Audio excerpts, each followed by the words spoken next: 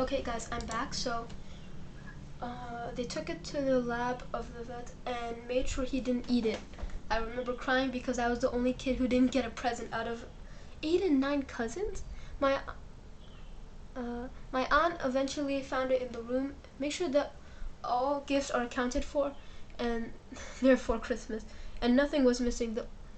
It's the difference between a happy Christmas and a Christmas of a whining, screaming child. While all my cousins lost faith in their belief of Santa Claus. Damn. Okay. Yeah, just a story. Well, I wasn't born yet at the time. I was born in 1996, and this happened around about 1994 or 1995. Mom and Dad had put the then brand 6-foot tall Christmas tree up, okay, and had finished decorating it when the cat decided to climb onto the tree and clambering, whatever, his way up as glass bubbles, that hung around the tree midsection. I was a kid and thought that the glass bubbles were put up high so I couldn't clumsily knock them down while helping decorating. While we had another kitten enter the household, I was just one. Apparently, he loved climbing the tree just as much as his predecessor did. Hence, the tradition of having all glass decorations well out of reach of mischievous feline. I got one. My family only ever got one real Christmas tree. This being my parents' first buying experience, they didn't know that you could get a slant trunk that won't stand up. My dad realized that after attempting to get it to stand up multiple times, this was back when he had less control over his anger. My mom leaves the room for a bit and comes back to find he had chucked the tree off the balcony of the apartment. We had the same fake tree my whole life. Damn. Oh, there's no more. This is good. Wait. I remember I saw another one. Let's just read more embarrassing ones, and then we have.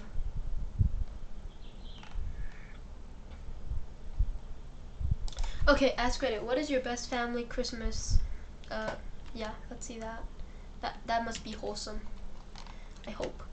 Oh, wrong one. F11. Okay. Christmas Eve, 2009. My widowed great grandmother had a breakdown. Her husband passed 7 years before, and they were madly in love for a long time. They were married, and after he died, we continued the tradition of going to my great grandma's house for Christmas Eve.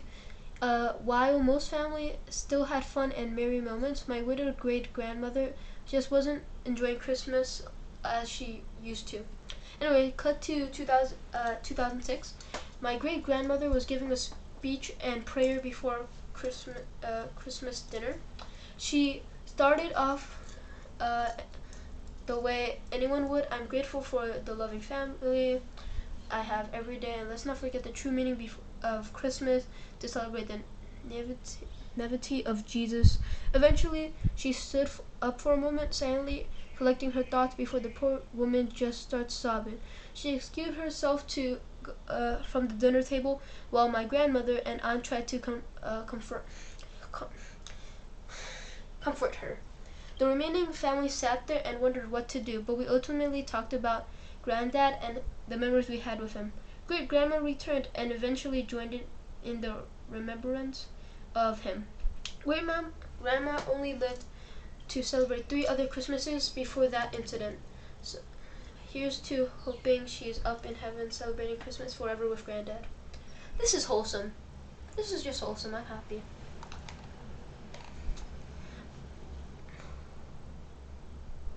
Okay, wait. Dad bought my mom a vacuum cleaner. She bawled like crazy because she was happy. Took me a few years to realize that wasn't the season.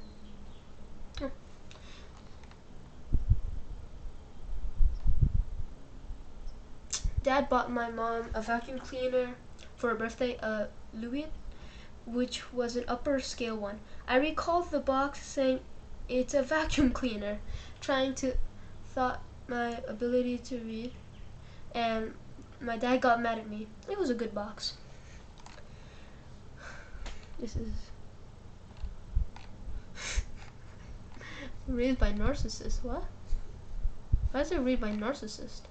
Oh my god, this is long. Okay, this is gonna be the last one, I think. Okay.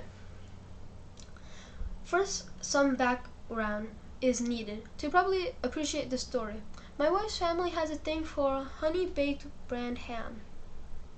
That sounds kind of good. Okay. As we slanted to lated to go to her brother and sister-in-law's house for Christmas dinner, we volunteered to bring the ham. Her brother lives 3 hours away under ideal driving conditions.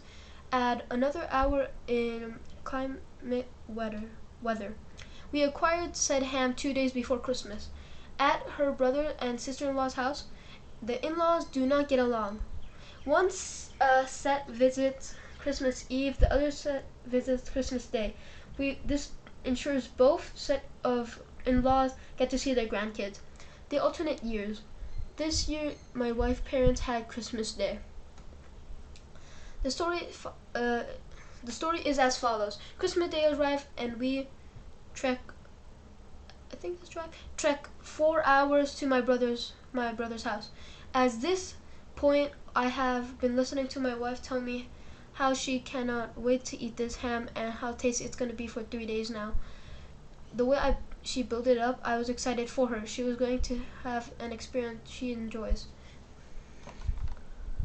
Okay. My wife's parents live near her brother.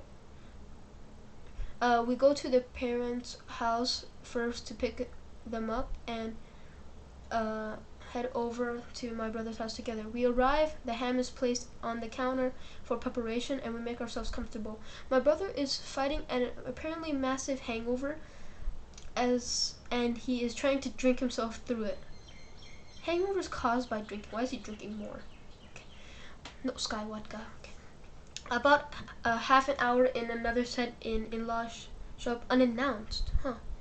There is some tension in the house and my wife's parents are very upset. Feelings are made known and everything goes to hell rather quickly.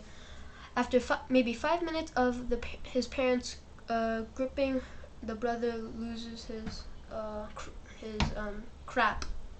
He starts screaming like a maniac at his parents, and this is his house and he can have anybody over whenever he wants, etc.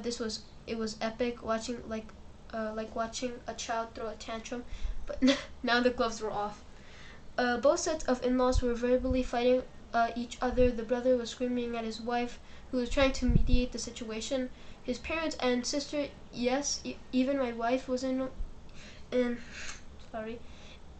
my wife was in there in the middle of it all, voicing her displeasure. I'm sitting in a chair watching this all unfold, enjoying the show. The brother ends up throwing his side of the family out of the house like a maniac. He screams at all of us just to get the F out of the damn house. It was fabulous, I tell you. So now it's time to go. We gather our coats, and as we're walking to the door, I walk over to the oven and grab the ham that's only been recently placed within it and walked out the door. We dropped off her parents and drove 4 hours back to our house. Things may have gone badly, but after 3 damn days of listening to my wife go on about this ham, I was making sure she was going to get some for Christmas. I wish I could have seen it. It was about 15 years ago, and it's a holiday favorite to retell. Damn. These are good stories. As a family tradition, I got sick with a cold on Christmas. My sister suggested I take some NyQuil, okay? And I do, but I did so right before opening presents.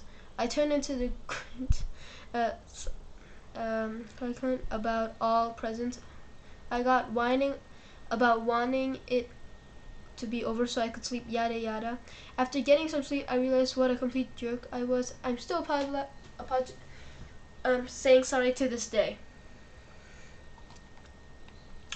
My grandfather has some problems. I don't know if it was a form of dementia, but he just acts inappropriately a lot. My cousin brought her Muslim boyfriend, born and raised in the Middle Eastern country, to our house for our Christmas dinner. Muslims don't celebrate Christmas. I'm a Muslim. He started asking him about religion and terrorism, and it was super terrorism. Okay, now that's just really wrong, and it was super awkward. Not so much of a meltdown, but it was just uncomfortable for everyone involved. Okay, this is gonna be the last one. Aunt had enough of her alcohol husband ruining her dinner, and she started punching his face. Good for her. Like just swinging for the fence, beating him pretty badly, probably hitting him a dozen times. Damn. She lost it completely. The cops got called, and one of the other uncles dragged him outside and tosses him into the snow on the lawn. He gets arrested for public drunkenness and spends a couple days in jail. He gets out, and his possessions are in a U-Haul ditched onto his truck. He left, and we never seen him again. Well, okay, guys, I think that's gonna be enough. So please like, please subscribe. See you next time. Goodbye.